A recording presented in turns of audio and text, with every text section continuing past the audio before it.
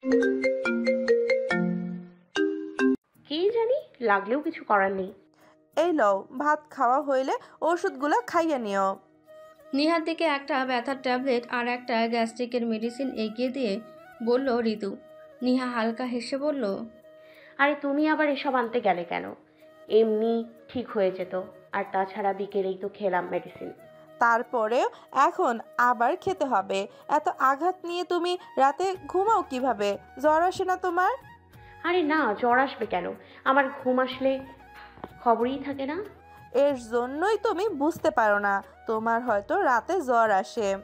হয়তো বা, কে জানে। আচ্ছা এখন কথা না বলে খেয়ে নাও তো। এরপর ঋতু আর নিহা দুজনেই খাওয়া শেষ করে কিচেনটা গুছিয়ে যে যার রুমে চলে গেল। নিহা রুমে এসে দেখলো রুমটা খালি, তবে নাকে সিগারেটের গন্ধ আসছে। নিহার বুঝতে দেরি হলো না, জয় বেলকনিতে মদ আর সিগারেট দুটো একসাথে খাচ্ছে, কারণ জয়ের এটা নিত্যকার রুটিন। বাড়ির মেন দরজার চাবি রায়হান সাহেবের কাছে থাকে বলে জয় রাতের খাবার খেয়েও আর বাইরে যেতে পারে না, তাই ঘরে বসেই নেশাটা নিবারণ করে। আর নিহাকে কড়াভাবে বলে দিয়েছে যেন বাবার কানে এই কথা না যায়। নিহাও কখনো বলে না রায়হান সাহেবকে, তবে জয়ের মারের ভয়ে বলে না তা কিন্তু নয়। নিহা রায়হান সাহেবকে না বলার কারণ হচ্ছে সে ভালো করে জানে যদি এই কথা রায়হান সাহেবের কানে পৌঁছায় তাহলে জয়কে বাড়ি থেকেই বের করে দেবে, যেটা নিহা কিছুতেই চায় না। মেয়েরা আর যাই হোক, কখনো স্বামীর খারাপ কিছু হোক সেটা চায় না। তবে আশ্চর্যের বিষয় হলো জয় নেশা করলেও কখনো নেশাগ্রস্ত হয় না, অর্থাৎ মাতাল হয় না। পুরো এক বোতল মদ খেয়েও একদম ঠিকঠাকই থাকে। তবে জয় ঠিকঠাক থাকলেও নিহা যেন মদ আর সিগারেটের গন্ধে প্রতিদিন অতিষ্ঠ। না কিছু বলতে পারে আর না কিছু করতে পারে, কারণ বললেও যে নিজের দুঃখ নিজেই টেনে আনবে সেটা নিহা ভালো করেই জানে। বিয়ের পর প্রথম প্রথম তো নিহা গন্ধ সহ্য করতে না পেরে বমি করে দিত, তবে আস্তে আস্তে অভ্যস্ত হয়ে গেছে। মানুষ নাকি অভ্যাসের দাস, তাই নিহাও অভ্যস্ত হয়ে গেছে। যদিও বিয়ের পর গন্ধ সইতে না পেরে নিহা একদিনও বলেছিল যেন এইসব ঘরে না খায়, তবে এই একটা কথার বিনিময়ে জয় সেদিন নিহাকে জুতো দিয়ে মেরেছিল আর চেঁচিয়ে বলেছিল, তোর এত বড় সাহস, তুই আমাকে আমার ঘরে মদ খেতে বারণ করছিস? আমাকে মদ খেতে বারণ করার তুই কে? একে তো তোকে বিয়ে করে রাত 10টার আগে ঘরে আসতে হচ্ছে, তার উপর খাবার খেয়েও একটু বাইরে যেতে পারি না। তুই জানিস আমি আগে কয়টায় বাড়িতে আসতাম? 12টা 1টার দিকে। আর এখন বাড়িতে আসতে হয় রাত 10টার আগে, শুধু তোর জন্য। শুধু তোর জন্য এইসব হয়েছে। আমি তোকে কখনো ক্ষমা করব না।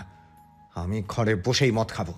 তোর সমস্যা হলে তুই রুম থেকে বেরিয়ে যা, কিন্তু ফার্দার কখনো আমাকে এমন কথা বলার দুঃসাহস করবি না। একটা কথা কান খুলে শুনে রাখ, সব সময় নিজের সীমার মধ্যে থাকবি। কখনো আমার বউ হওয়ার চেষ্টা করবি না, তাহলে তোর জন্য ভালো হবে না। Mind it. সেদিনের পর থেকে নিহা আর কখনো কিছু বলেনি জয়ের মদ খাওয়া নিয়ে। যে যার মতো থাকুক না, সে কেন শুধু শুধু এসবে নাক গলাতে যাবে। নিহা ওয়াশরুম থেকে ফ্রেশ হয়ে এসে প্রতিদিনের মতো নিচে বিছানা করে শুয়ে পড়ল, কিন্তু শুতে গিয়েই তার হাজারো কষ্ট। আজকাল শুতে আসলে যেন শরীরের ব্যথাটা মাথাচাড়া দিয়ে ওঠে। কাল রাতের আর সকালের মারগুলোর জন্য সোজা হয়েও শুতেও পারছে না। পিঠটা কিছুতেই বিছানার সাথে লাগাতে পারছে না। এক পা শুয়ে কতক্ষণই বা শোয়া যায়। তার উপর ইদানিং নিচ থেকে ঠান্ডা ওঠে, যার ফলে নিহার রাতে প্রচুর শীত করে। এখন দিনের বেলায় গরম পড়লেও রাতের বেলায় যথেষ্ট শীত শীত অনুভূত হয়। আর সবচেয়ে বড় কথা হলো নিহা যে কাঁথাটা গায়ে দেয় সেটা একদম পাতলা, যার দরুন শীতটা নিহার আরও বেশি লাগে। নিহা শোয়া থেকে কয়েকবার বেলকনির দরজার দিকে উকি দিল, কিন্তু জয়ের আসার কোনো নামগন্ধই নেই। আচ্ছা ওনাকে কি বলবো যে নিচে ফ্লোর থেকে ঠান্ডা উঠছে? উনি কি আমার কথা শুনবে? নাকি বললে আবার মারধর করবেন? কিন্তু না বললেও তো উপায় নেই। নিচ থেকে ঠান্ডা লাগে বলে আমি রাতে ঘুমোতেও পারি না। তার উপর সারা শরীর ব্যথা। কি করব আমি? ওনাকে কি বলা উচিত, নাকি না বলাটাই শ্রেয়? নিয়া যখন এসব সাত পাঁচ ভাবছিল তখনই ব্যালকনির দরজা বন্ধ করার আওয়াজ কানে আসলো। তাকিয়ে দেখে জয় ভেতরে এসেছে। জয় এক নজর নিহার দিকে তাকিয়ে কিছু না বলে বিছানায় এসে শুয়ে পড়ল। নিহা কিছু একটা ভেবে শোয়া থেকে উঠে বসে জয়ের দিকে তাকালো। জয় তখন মোবাইলে কিছু একটা করছে, সম্ভবত ফেসবুকিং করছে। তবে জয়ের একটা বিষয় লক্ষ্য করে আজ নিহা একটু অবাকই হলো, আর সেটা হলো জয় আজকে মীরার সাথে কথা না বলেই ব্যালকনি থেকে চলে এসেছে। প্রতিনিয়ত মদ খাওয়ার পর মীরার সাথে দীর্ঘ সময় ধরে কথা বলার পর রুমে আসে। আজ তাহলে কথা না বলে চলে আসলো কেন? কিন্তু নিহা বেশি সময় ধরে সব ভাবলো না। সব ভাবনা একপাশে রেখে কাতর গলায় জয়কে ডেকে উঠল। শুনছেন? জয় ভ্রু কুঁচকে তাকালো নিহার দিকে, প্রশ্নসূচক দৃষ্টিতে তাকিয়ে বলল, কি হয়েছে? একটা কথা বলবো, রাগ করবে না তো? জয় কিছু একটা ভেবে বলল। না, বল। নিহা কয়েক সেকেন্ড চুপ থেকে শুকনো একটা ঢোক গেলে ভীতু কণ্ঠে বলল, আমার না নিচে থাকতে কষ্ট হচ্ছে, রাতে প্রচুর শীত করে, কাঁথাটাও পাতলা। আমি কি? পুরো কথা শেষ করতে পারল না নিহা, তার আগে জয় রাগী কণ্ঠে বলল, তার মানে তুই এখন বলতে চাইছিস যে আমি যেন তোকে পাশে নিয়ে ঘুমাই? তাহলে বলবো, তুই জেগে জেগে এই স্বপ্ন দেখা বন্ধ করে দে। কারণ আমি কোনো দিনও তোকে বিছানায় আমার পাশে জায়গা দেবো না। তুই যেখানে আছিস তোর জায়গা ওখানেই। আমার পাশে শোয়ার মতো তোর কি যোগ্যতা আছে? হ্যাঁ, তুই তো আমার বেড পার্টনার বাদ দিয়ে রুম পার্টনার হওয়ারও যোগ্যতা রাখিস না।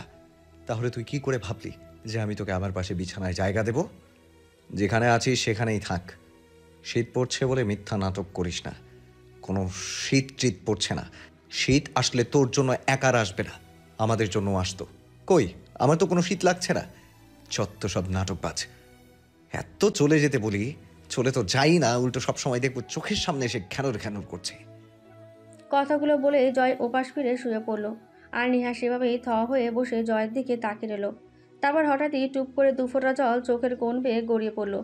এই মানুষটা ওকে বরাবরই তুচ্ছ তাচ্ছিল্য করে কথা বলে। ওর যে কোনো কথার বিপরীতে অপমান করে কথা না বললে যেন জয়ের পেটের ভাত হজমই হয় না। সামান্য নিচে থাকতে কষ্ট হয় তো বলেছিল, কি এমন মহাভারত অশুদ্ধ করে ফেলেছিল যে এতগুলো কথা শুনিয়ে দিল? ও তো আর বিছানায় থাকতে চেয়েছে বলেনি, বলতে চেয়েছে আলমারি থেকে একটা কম্বল নামাতে পারবে কিনা। কিন্তু জয় ওকে পুরো কথা শেষ করতে না দিয়ে নিজের মতো করে বলে গেল। ওকে কিছু বলার সুযোগ পর্যন্ত দিল না। নিয়া আর কিছু না বলে পাতলা কাঁথাটা গায়ে জড়িয়ে একপাশ হয়ে শুয়ে পড়ল। আর শুয়ে শুয়ে নীরবে চোখের জল ফেলতে লাগলো। কি অদ্ভুত, কানাটাও নিজের ইচ্ছে মতো কাঁদতে পারে না, নীরবে চোখের জল ফেলতে হয়। নিহার খুব ইচ্ছে করে গলা ফাটিয়ে চিৎকার করে কাঁদতে। কেন ওর সাথে এমন হলো? ও কি অপরাধ করেছিল যে এমন একটা শাস্তি উপরওয়ালা ওকে দিচ্ছে? কিন্তু আফসোস, নিজের ইচ্ছে মতো চিৎকার করে কাঁদতেও পারবে না সে। কারণ কান্নার আওয়াজ জয়ের কানে গেলে হয়তো এই রুমে জায়গা হবে না তার। তখন হয়তো ব্যালকনিতেই ছুঁড়ে মারবে। তাই নীরবেই চোখের জল ফেলে সে। আসলে মানুষ যে ধারণা করে মেয়েদের গায়ের রং সুন্দর হলে সে শ্বশুরবাড়িতে সুখে থাকবে, সেটা কিন্তু একদম ভুল। কারণ গায়ের রং সুন্দর হলেই হয় না, কপাল নামক জিনিসটাও ভালো হতে হয়। যদি কপালটা খারাপ হয় তাহলে গায়ের রঙও তখন ফিকে হয়ে পড়ে যায়। আর কপাল খারাপ বলেই হয়তো নিহার মতো এত সুন্দরী একটা মেয়ে আজ শ্বশুরবাড়িতে এসে অবহেলার পাত্রী হয়ে গেছে। স্বামী নামক মানুষটি যেন দু চোখের বিশ্বে। নিহা নিজেও জানে না ওর ভবিষ্যৎটা কী, কারণ এতটুকু নিশ্চিত যে সে স্বামী নামক মানুষটি কখনোই ওকে ভালোবাসবে না। আর ভালোবাসবেই বা কী করে? সে তো অন্য কারো। নিহা জানে সে চলে গেলেই জয় মীরাকে বিয়ে করবে। এমনকি জয় বিয়ের পর থেকে আজ পর্যন্ত কম হলেও শতবার বলেছে নিহা যেন নিজ থেকে ওকে ডিভোর্স দিতে দেয়। কিন্তু নিহা সেটা কিছুতেই করতে পারবে না, কারণ সে এই মানুষটিকে অনেক বেশি ভালোবাসে। আর ভালোবাসার মানুষটি যতই অবহেলা করুক, যতই কষ্ট দিক, এমনকি বিষ খাইয়ে দিলেও নিহা সেটা অমৃত ভেবে খেয়ে নেবে। তবুও এই মানুষটিকে সে ডিভোর্স দিতে পারবে না। রাতটা প্রতিদিনের মতোই পার হলো নিহার। চোখের জলে বালিশ ভিজিয়ে কখন যে ঘুমিয়েছে সে নিজেও জানে না। সকালবেলা প্রতিদিনের মতো আজকেও নিহা একদম সকাল সকাল উঠে গিয়েছে। নিহার এটা রোজকার অভ্যাস। সকাল হলেই ঘুমটা যেন অটোমেটিকই ভেঙে যায় তার। সে এই বাড়িতে আসার পর থেকে প্রতিদিনই 5টা বাজতে উঠে যায়। শুধু কালকে উঠতে একটু লেট হয়েছে নিহার, আর সেটাও জয়ের সহ্য হয়নি। নিহাকে লাথি দিয়ে তুলেছিল ঘুম থেকে। নিহা কিচেনে গিয়ে সবার জন্য সকালে নাস্তা বানিয়ে নিল দ্রুত, কারণ 8টা বাজতে সবাই ব্রেকফাস্ট করবে। কেননা রায়হান সাহেবের করা আদেশের মধ্যে এটা অন্যতম একটা আদেশ। আর তা হলো সবাইকে সকাল 8টার মধ্যে নাস্তা টেবিলে থাকা চাই।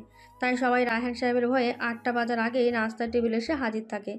তবে আশ্চর্যের বিষয় হলো রায়হান সাহেব এখনও জানে না নিহা ওনার ঘরে সার্ভেন্ট হয়ে গেছে। নিহা যে সকাল সকাল উঠে সবার জন্য নাস্তা রেডি করে সেটাও রায়হান সাহেবের অজানা। উনি তো মনে করেন ঋতুর বাসার সব কাজ করে। নিহা এই বাসাতে ওনার মেয়ের মতোই আছে। নিহা আর ঋতু মিলে 7:30টার আগেই ব্রেকফাস্ট রেডি করে ফেললো। এখন শুধু ডাইনিংয়ে নিয়ে রাখা বাকি। সেটা 8টা বাজার 10 মিনিট আগেই রেখে আসবে। এখন একটু রুমে যাওয়া দরকার, কারণ এখন জয় জগিং থেকে আসবে। আর জগিং থেকে এসে যদি বিছনাটা গুছানো না দেখে তাহলে আবারও নিহার গায়ে হাত তুলবে। তাই নিহাও সকালের নাস্তা রেডি করে দ্রুত গিয়ে জয়ের বিছানাটা গুছিয়ে রাখে। জয়ের আর যাই খারাপ দিক থাকুক, ওর একটা ভালো দিক হলো সকাল সকাল ওঠা। জয় 6টা বাজেই উঠে যায়, আর উঠে ঘন্টাখানিক বাগানের দিকটায় গিয়ে এক্সারসাইজ করে নেয়। আর এটা ওর নিত্যদিনের রুটিন। হয়তো রোজ এক্সারসাইজ করে বলে ওর বডিটা এত ফিট। নিহা ঋতুকে কিচেনে থাকতে বলে রুমে চলে আসলো। রুমে এসে ঝটপট বিছানাটা গুছিয়ে নিল। 7:45 বাজে, তার মানে এখনই জয় চলে আসবে। আর বাবাও নিশ্চয়ই নিচে গিয়েছে, নাস্তার টেবিল সাজাতে হবে। তাই নিহা আবারও কিচেনে চলে আসলো। ঋতু, বাবা আসার টাইম হয়ে গেছে, টেবিলে নাস্তাগুলো নিয়ে যেতে হবে। তুমি আমাকে একটু এগিয়ে দাও, আমি রেখে আসি। নিহার কথায় ঋতু বিনা বাক্যে সম্মতি জানালো। এরপরে দুজনে মিলে ডাইনিংয়ে নাস্তাগুলো রেখে আসলো। 8টা বাজতে সবাই ডাইনিংয়ে এসে বসলো, শুধু নিহা ছাড়া। নিহা না বসে সবাইকে খাবার সার্ভ করছে। সবাইকে একে একে প্লেটে নাস্তা দিয়ে সবশেষে জয়ের প্লেটে নাস্তা দিতেই জয়ের পাশে গিয়ে দাঁড়ালো নিহা। জয় প্লেটের দিকেই তাকিয়ে আছে। ওদের সকালের নাস্তা হচ্ছে রুটি, পরোটা আর যে কোনো একটা ভাজি। নিহা যেই না জয়ের প্লেটে ভাজি দিতে যাবে, অমনি পানির গ্লাসে হাত লেগে পানির গ্লাসটাই থাকা সব পানি জয়ের শার্টে গিয়ে পড়ে। মুহূর্তে জয় চেঁচিয়ে ওঠে। What the hell! বলেই জয় বসা থেকে উঠে দাঁড়িয়ে গেল। সাথে সাথে রায়হান সাহেব, শায়লা বেগম আর জেসি সবাই জয়ের দিকে তাকালো। নিহা তো রীতিমতো ভয়ে শুকনো ঢোক গিলছে। ওর সাথে কি হতে পারে সেটা ভাবতে যেন ওর পুরো শরীর কাঁপছে। নিহা নিশ্চিত জয় এখন বাবার সামনে কিছু না বললেও রুমে গিয়ে ওকে ঠিকই মারবে। জয় রাগি চোখে একবার নিহার দিকে তাকিয়ে নিজের গায়ের দিকে তাকালো। তারপর রাগে ফুসফুস করতে করতে শার্টের পানিগুলো ঝাপতে ঝাপতে বলল, পানিগুলো আমার গায়ে ফেলতে হলো? চোখের কি মাথা খেয়েছো? দেখে কাজ করতে পারো না তো কাজ করতে কে বলে? আমার শার্টটা পুরো ভিজিয়ে দিল। এখন আবার আমার রুমে গিয়ে শার্ট চেঞ্জ করতে হবে। চোখ কি আলমারিতে? বাকি কথা শেষ করতে পারল না জয়। তার আগেই ওর থেকে 2 গুণ ধমক দিয়ে উঠলেন রায়হান সাহেব। Stop this nonsense. কি হচ্ছেটা কি জয়? নেহা না দেখে না হয় পানিটা ফেলে দিয়েছে, তাই বলে কি তুই এমন ধমক দিবি ওকে? ও তো আর ইচ্ছে করে ফেলেনি, ভুলবশত হাত লেগে গিয়েছে, তার জন্য তুই এমন রাগ দেখাবি? সরি বল ওকে। ড্যাড, তুমি দেখছো না আমার শার্টের? সরি বলতে বলেছি নেহাকে, সে সরি। রায়হান সাহেবের কথা শুনে জয় যেন রাগে ফেটে পড়ছে। না পারছে কিছু বলতে, না পারছে কিছু করতে। ওকে কিনা নেহাকে সরি বলতে হবে? No, never. এই ছোট লোকটাকে সে কিছুতেই সরি বলবে না। প্রয়োজনে আজ বাবার কথা শুনবে না সে, তবুও সরি বলবে না। কি হলো? কথা কানে চাইনি বলেছি, সরি বল। থাক না বাবা, ভুলটা আমারই হয়েছে, সরিটা তো আমার বলা উচিত। আপনি শুধু শুধু ওনাকে ধমকাচ্ছেন। আমার অসাবধানতার কারণেই এমন হয়েছে, আপনি ওনাকে কিছু বলবেন না। নিহার কথায় রায়হান সাহেব আপত্তি করে বললেন, তোর কোনো দোষ নেই মা, ভুল তো মানুষেরই হয়। তাই বলে ভুল করে একটু পানি পড়েছে বলে ও এমন করবে? ওকে সরি বলতেই হবে, নয়তো। প্লিজ বাবা, আমার কথাটা অন্তত রাখুন। বললাম তো ভুলটা আমার। উনি কেন আমাকে সরি বলবেন? বরং আমি ওনার কাছে সরি, আমার জন্য ওনার শার্টটা ভিজে গেল। এতক্ষণ সময় ধরে শায়লা বেগম চুপ করে সব দেখলেও এখন যেন আর চুপ করে থাকতে পারলেন না। উনি রেগে বলে উঠলেন, ল, তুমি কেমন মানুষ? নিজের ছেলেকে সাপোর্ট না করে বাইরের মানুষকে সাপোর্ট করছো। একে তো আমার ছেলেটার এত দামি শার্টটা ভিজিয়ে দিল, তার উপর এখন তুমি আরও ওর হয়ে সাফাই গাইছো। ও তো বলছে ওর দোষী পানিটা পড়েছে, তাহলে আমার ছেলে কেন সরি বলবে ওকে? ও যেহেতু দোষ করেছে, সরি তো ওর বলা উচিত।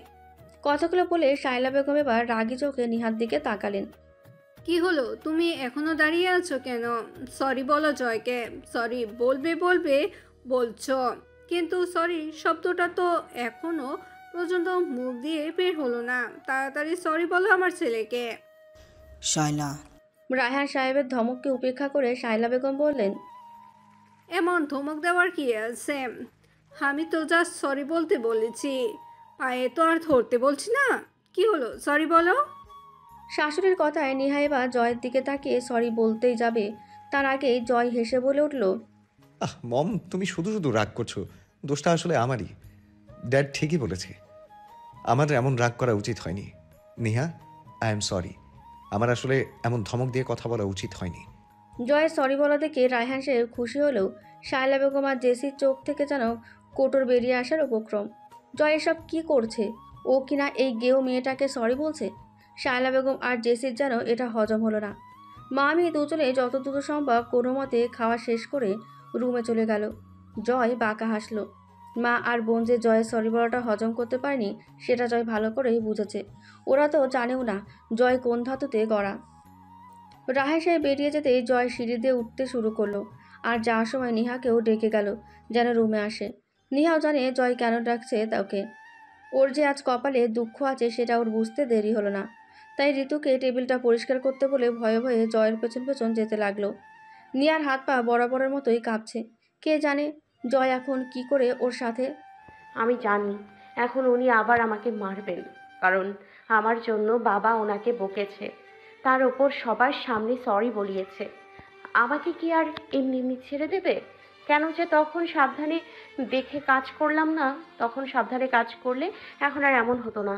আল্লাহ, এবারের মতো বাঁচাও আমায়। কতগুলো ভাবতে ভাবতে নিহা রুমে এসে ঢুকলো। আর রুমে ঢুকেই নিহা বড়সড় একটা ঢোক গিলল। ভয়ের পরিমাণটা যেন আগের চেয়েও শতগুণ বেড়ে গেল। আর তার কারণ হলো জয় হাতে কারেন্টের তার নিয়ে দাঁড়িয়ে আছে। গায়ের শার্টটাও বিছানায় পড়ে আছে, হয়তো গা থেকে খুলে ছুঁড়ে মেরেছে। অন্য সময় হলে জয়কে এমন খালি গায়ে দেখে নিহা লজ্জায় ওর দিকে তাকাতেই পারত না, কিন্তু এখন যেন লজ্জা শরমের কথা ভুলে গেছে। টলমলো চোখে জয়ের দিকে তাকিয়ে আছে সে। জয় তাচ্ছিল্য হেসে বলে উঠল, আরে মেম সাহেব, এসেছেন তাহলে?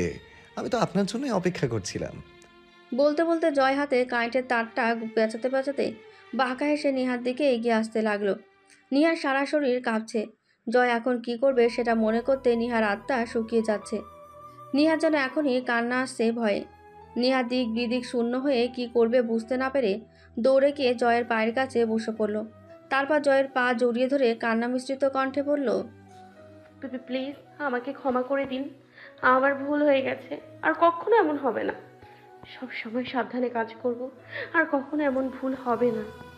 প্লিজ আজকের মতো ক্ষমা করে দিন আমায়। কথাগুলো বলছে আর কাঁদছে নিহা। যদিও নিহা জানে পায়ে ধরলেও কোনো লাভ হবে না, কারণ এর আগেও অনেকবার নিহা জয়ের পা ধরেছে যেন তাকে কোনো শাস্তি দেওয়া না হয়। কিন্তু জয় বরাবরই পাষাণ হৃদয়ের পরিচয় দিয়েছে, আজও তার ব্যতিক্রম হলো না। নিহার চোখের জল আর পায়ে পড়ে আর্তনাদ করাটাও যেন জয়ের শক্ত মনকে গলাতে পারল না। জয় যেন নিহার কথাগুলো কানেই নিল না, বরং নিহার চুলের মুঠি ধরে একটানে নিহাকে তুলে দাঁড় করিয়ে দিল। তারপর তাচ্ছিল্য হেসে বলল, তোর কি মনে হয় তুই পায়ে ধরে এমন নাটক করলে আমি তোকে ছেড়ে দিব? মোটেও না। তোর জন্য আজ আমি ড্যাডের কাছে এতগুলো কথা শুনেছি। তোর জন্য, শুধু শুধু তোর জন্যই আমাকে ড্যাড ধমক দিয়ে কথা বলেছে। তোকে তো আজ আমি কিছুতেই ছাড়বো না। তাই তো আমি বেল্ট না নিয়ে ইলেকট্রিক তার নিয়েছি, যাতে আজকের মারগুলো তো সারা জীবন মনে থাকে। বলে জয় নিহার গায়ে এলোপাথারি আঘাত করতে লাগলো। একে তো চুলের মুঠি ধরে রেখেছে, তারপর তার দিয়ে পশুর মতন আঘাত করছে। নিহা যেন কিছুতেই নিতে পারছে না মারগুলো। এমনিতে আগের মারের ব্যথাগুলো এখনও কমেনি, তার উপর আবার আজকের মার। নিহা কাঁদছে আর হাত দিয়ে নিজের শরীরকে তারের আঘাত থেকে বাঁচাতে চাইছে। তবে আশ্চর্যের বিষয় হলো নিহা হাত দিয়ে নিজের শরীর বাঁচাতে চাইছে ঠিকই, কিন্তু একবারও জয়কে বাধা দেওয়ার চেষ্টা করেনি, কিংবা জয়ের হাতের তারটাকেও হাত দেয়নি। শুধু নিজের শরীরটাকে ঢাকার চেষ্টা করছে হাত দিয়ে। তবুও যেন নিহা ব্যর্থ। জয় মারছে আর বলছে, তুই আমার লাইফে এসে আমার জীবনটাকে হেল করে দিয়েছিস। কোন দুঃখে যে বাবার কথায় আমি তোর মতো একটা ছোট লোককে বিয়ে করলাম আমি নিজেও জানি না। তোকে বারবার বলেছি, হয় আমার লাইফ থেকে অনেক দূরে চলে যা, নয়তো আমার চোখের সামনে আসবি না। তুই বুঝিস না আমার তোকে সহ্য হয় না। তারপরেও কেন চোখের সামনে ঘুরঘুর করিস? হ্যাঁ বল, কেন চোখের সামনে ঘুরঘুর করিস? তোর জন্য আজ আমার এত সুন্দর শার্টটা ভিজে গেল। আমি জানি তুই ইচ্ছে করে এটা করেছিস, কারণ তুই চাস না আমি এই সুন্দর শার্টটা পরে মীরার সাথে দেখা করতে যাই। তুই তো জানতি এটা আমি মীরার সাথে ডেটিংয়ে যাওয়ার জন্য কিনে এনেছি, আর এই জন্যই তো পানি ফেলে ভিজিয়ে দিলি। তোকে আজ আমি মেরেই ফেলবো। কথাগুলো বলে জয় নিহার চুলের মুঠি ছেড়ে দিয়ে নিহার পেটে সজোরে একটা লাথি দিল। লাথিটা এত জোরে ছিল যে নিহা তাল সামলাতে না পেরে জয়ের থেকে অনেকটা দূরে গিয়ে ফ্লোরে লুটিয়ে পড়ল। ব্যথাটা যেন খুব জোরেই পেয়েছে নিহা। সাথে সাথে নিহা ব্যথায় কুকিয়ে উঠল। ও মা গো, আল্লাহ গো! নিহার এত আর্তনাদ, কিন্তু জয়ের কোনো ভাবান্তরই হলো না এতে। বরং সে তেতে গিয়ে নিহার পাশে ফ্লোরে হাঁটু বিছিয়ে বসে নিহার মুখটা এক হাতে চেপে ধরে নিহার মুখের সামনে মুখ নিয়ে চেঁচিয়ে বলল, শোন, আজকের পর থেকে কোনো নাটক করার আগে 100 বার ভাববি। আর হ্যাঁ, পারলে আমার বাড়ি থেকেই চলে যাবি। তোকে রোজ রোজ দেখতে দেখতে আমি ক্লান্ত, বিশ্বাস কর।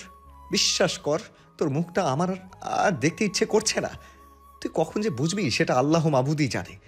তোদের মতো ছোট লোকদের এই একটাই সমস্যা, হাজারো কথা বললেও তোদের গায়ে লাগে না। তোর জন্য আমার মম আর ছোট বোনটা পর্যন্ত ড্যাডের কাছে বকা খায়। ফার্দার যদি এমন ছোট লোকের মতো কাজ করিস, আর তোর জন্য যদি আমরা কেউ ড্যাডের কাছে বকুনি খাই, তাহলে তোর গলা টিপে মারতে আমি 2 বারও ভাববো না। প্রতিদিন মার খেয়েও কেন যে এখনো পড়ে আছিস সেটাই আমার বুঝে আসে না। যত সব ফাউল কোথাকার, লাইফটাই পুরো জাহান্নাম বানিয়ে দিল। কথাগুলো বলে জয় নিহাকে ছেড়ে দিয়ে হাতের তারটা ছুঁড়ে ফেলে দ্রুত আলমারি থেকে একটা শার্ট বের করে গায়ে দিয়ে বের হয়ে গেল রুম থেকে। আর নিহা সেখানেই পড়ে রইল। প্রতিদিন মার খেয়ে উঠে বসার চেষ্টা করলেও আজ যেন উঠে বসার চেষ্টাও করতে পারছে না। প্রতিদিনের তুলনায় আজ মারটা একটু বেশি হয়ে গেছে। তার উপর ইলেকট্রিক তারের আঘাতগুলো যেন পুরো শরীরকে বিষাক্ত করে তুলেছে। আঘাতের তীব্র যন্ত্রণা সইতে না পেরে নিহার নাকের পানি আর চোখের পানি যেন একাকার হয়ে গড়িয়ে পড়ছে। হাত দিয়ে চোখের পানিগুলো মোছানো যেন শক্তি পাচ্ছে না। আসলে তখন হাত দিয়ে তারের আঘাত থেকে শরীরকে বাঁচাতে গিয়ে তারের আঘাতগুলো সব হাতে পড়ায় হাতটাও এখন প্রচণ্ড যন্ত্রণা করছে। মারের আঘাতগুলো সব হাতে লালচে দাগ সৃষ্টি করেছে, যার ফলে হাতগুলো প্রচুর ব্যথা করছে। নিহা কোনো রকম ওঠার চেষ্টা না করে সেখানেই শুয়ে রইল। বাবা, মা, দেখো। বাবা, মা, দেখো তোমাদের মেয়ে কতটা সুখে আছে। দেখো তোমাদের মেয়ে কেমন রাজরানী হয়ে আছে।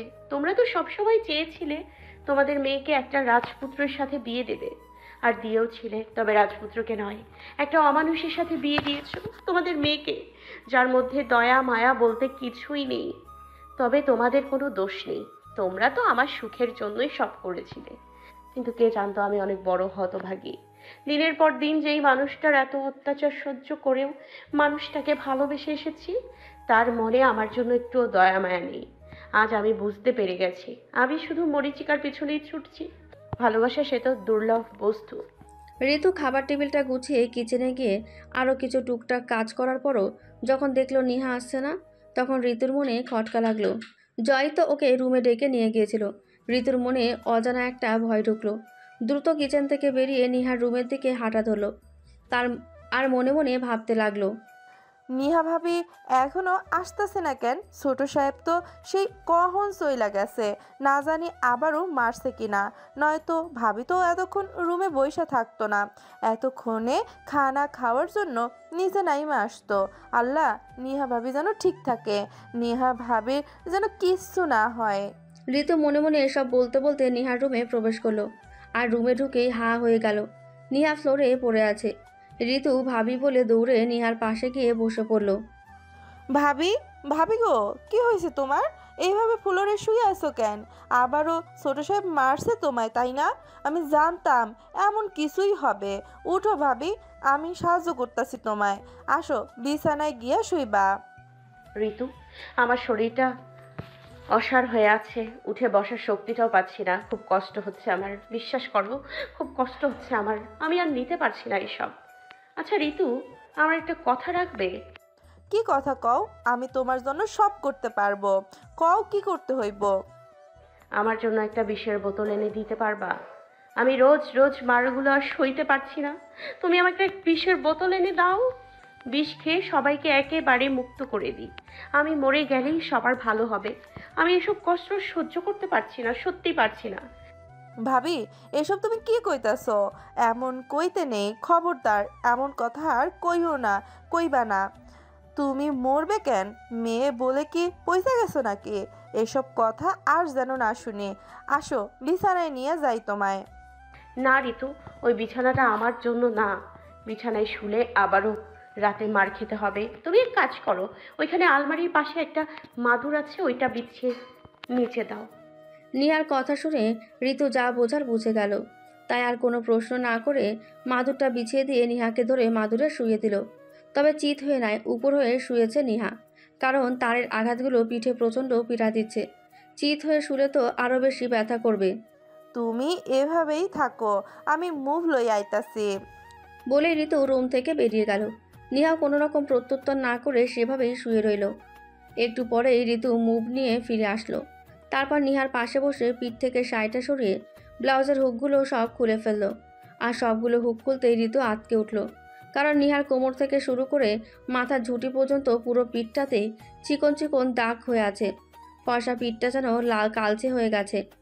কিছু কিছু জায়গা থেকে তো চামড়া ঝলসে গিয়ে রক্ত পড়ছে। ঋতু এতক্ষণ নিহার হাতের দাগগুলো খেয়াল করেনি। এখন হঠাৎ হাতের দিকে চোখ যেতেই ঋতু আরও বেশি অবাক হলো। দুই হাতে প্রচণ্ড রকমের দাগ হয়ে গেছে। নিহার শরীরের আঘাতগুলো দেখে ঋতুর যেন চোখের জল চলে আসলো। নিহা যাতে আঘাত না পায় তার জন্য আস্তে আস্তে নিহার পিঠের ক্ষতগুলোতে মুখ লাগিয়ে দিতে লাগলো। নিহার পিঠে মুখ স্পর্শ করাতে নিহা মা গো বলে বালিশের কভার খামচে ধরল। হয়তো আঘাতযুক্ত স্থানে মুভ লাগা যন্ত্রণা করছে বেশি। ঋতু মুভ লাগাতে লাগাতে কান্না মিশ্রিত গলায় বলল, তোমাকে এত করে কই এই বাড়ি থেকে সইলা যাও কেন পড়ে আসো এখানে? কেমন পশুর মতো মারছে? এভাবে কেউ মারে? কোনো জানোয়ারও তো এমন করে কাউকে মারে না। পুরো পিঠ লাল হয়ে গেছে। কেন যে আমার কথা শোনো না? কথাগুলো বলছে আর নিহার পিঠে মুভ লাগাচ্ছে ঋতু। নিহা কিছু বলল না, কারণ কিছু বলার মতো নেই তার। কোমরে আর পিঠে মুভ লাগানো শেষ হলে হাতে মুভ লাগিয়ে দিল ঋতু। নিহাকে সে খুব ভালোবাসে, তাই তো এই মানুষটার কষ্ট সে সহ্য করতে পারে না। নিহার গায়ের প্রতিটা আঘাতের কথায় যেন নিজের গায়ে অনুভব করে ঋতু। ঋতু, ফ্যানটা একটু চালিয়ে দাও তো, খুব জ্বলছে। ঋতু দ্রুত উঠে ফ্যানটা চালিয়ে দিয়ে আবারও নিহার পাশে এসে বসলো। ভাবি, হুম। আজকে কি দিয়ে এমন মারছে কত? আজকের গুলো বেল্টের দাগ না, কেমন চিকন চিকন দাগ হয়ে গেছে দেখো। আজ নিশ্চয় অন্য কিছু দিয়ে মারছে। কি দিয়ে মারছে কত? বেশি কিছু দিয়ে মারিনি, ইলেকট্রিক তার দিয়ে মেরেছে, তাই এমন চিকন চিকন দাগ হয়ে গেছে। কি কারেন্টের তার দিয়ে মারছে? উনি কি মানুষ নাকি জানোয়ার? এমন করে বলছো কেন ঋতু? মানুষ কখনো জানোয়ার হয় না। মানুষ হলো সৃষ্টির সেরা জীব।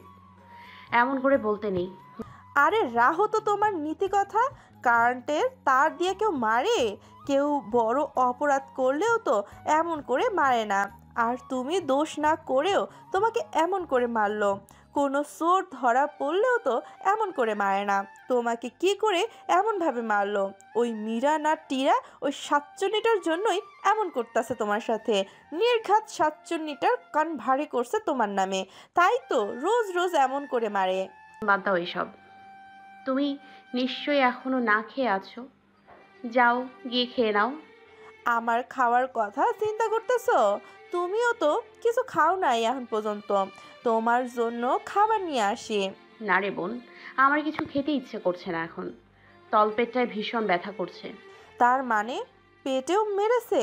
দেখি এদিকে ফিরো তো। আরে না, পেটে মারেনি, এমনকি এমনি ব্যথা করছে হয়তো। তুমি বরং যাও, গিয়ে নাস্তা করে নাও। এতক্ষণ ধরে খালি পেটে থেকো না। আমি এখন ঠিক আছি, আমার জন্য তোমার টেনশন করতে হবে না।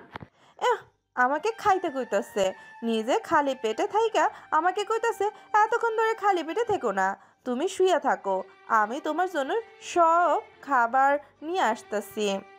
বলে নিহাকে কিছু বলার সুযোগ না দিয়ে ঋতু রুম থেকে বেরিয়ে গেল। নিহা ডেকেও কোনো লাভ হলো না। নিহার ডাক শুনেও না শোনার ভান করে চলে গিয়েছে ঋতু। নিহা লম্বা একটা দীর্ঘ নিঃশ্বাস ফেলে সেভাবেই শুয়ে রইল। কে জানে আর কতদিন এমনভাবে সহ্য করতে হবে ওকে। আল্লাহ যে কখন এই যন্ত্রণা থেকে মুক্তি দেবে ওকে, সেটা আল্লাহই ভালো জানে। খানিক বাদে খাবারের প্লেট হাতে নিয়ে ঋতু নিহার পাশে এসে বসতেই নিহা বলে উঠল, ঋতু, তুমিও না? আমি তো বলেছি আমার খেতে ইচ্ছে করছে না, তারপরেও শুধু শুধু কষ্ট করে আনতে গেলে কেন? বেশি কথা কইও না তো। আসো, আমি সাহায্য করতেছি উঠে বসতে। অল্প করে হলেও খাইয়া লও, আমি ঔষধ নিয়ে আইছি। খাবার না খাইলে ঔষধ খাইতে পারবা না আবার। বলে ঋতু নিহার ব্লাউজের হুক লাগিয়ে দিয়ে শাড়িটা ঠিক করে উঠে বসতে সাহায্য করলো।